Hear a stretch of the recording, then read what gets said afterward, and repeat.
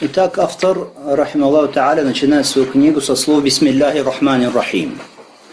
Во имя Аллаха, Ар-Рахман всемилостивого, то есть тот, который объемлет своей милостью все, сущее, обладает атрибутом, сущностным атрибутом всеобъемлющей милости, Ар-Рахим, который являет эту милость творением и доводит эту милость до творений.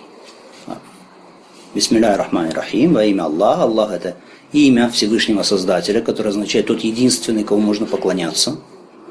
Ар-Рахман значит обладающий всеобъемлющей милостью. Ар-Рахим — тот, который доводит эту милость до творений.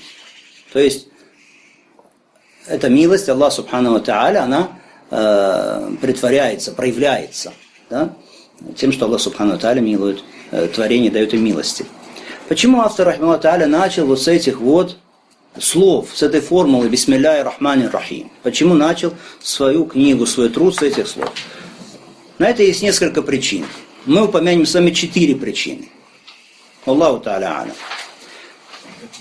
Аллаху ведомо лучше. Те 4 причины, в связи с которыми автор начал свою книгу с этих слов. Первая причина. Аллах Субхану ва Тааля начинает с этих благословенных слов свою великую книгу, Аль-Кур'ан.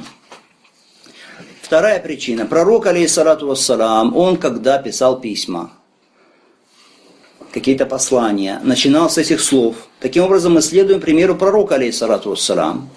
Более того, мы следуем тем самым примеру вообще всех пророков и посланников Аллаха Субхану ва Тааля. Они также начинали с этих слов, со слов «Бисмилляхи рахмани рахим».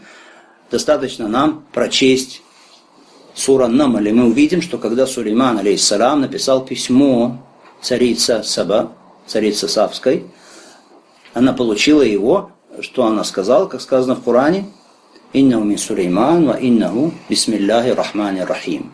Поистине, послание сие от Сулеймана, и оно бисмилляхи рахмани рахим, во имя Аллаха, всемилостивого, являющего милость. Это вторая причина.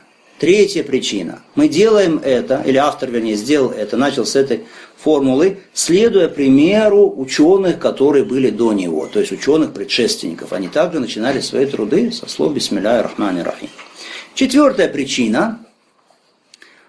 Автор начал с этих слов, надеясь на благодать, на бараку, на благословение от Аллаха Субхану ва Тааля, потому что всякая вещь, над которой упоминаются эти слова, басмаля, бисмилляхи рахмани рахим, над которой упоминается имя Аллаха Субхану ва Тааля, всякая вещь, над которой упоминается имя Аллаха, обретает бараку, обретает благодать, обретает благословение. Формула бисмилляхи рахмани рахим называется аль-басмаля. Аль-басмаля. Хорошо, чтобы мы знали. Итак, 4 причины.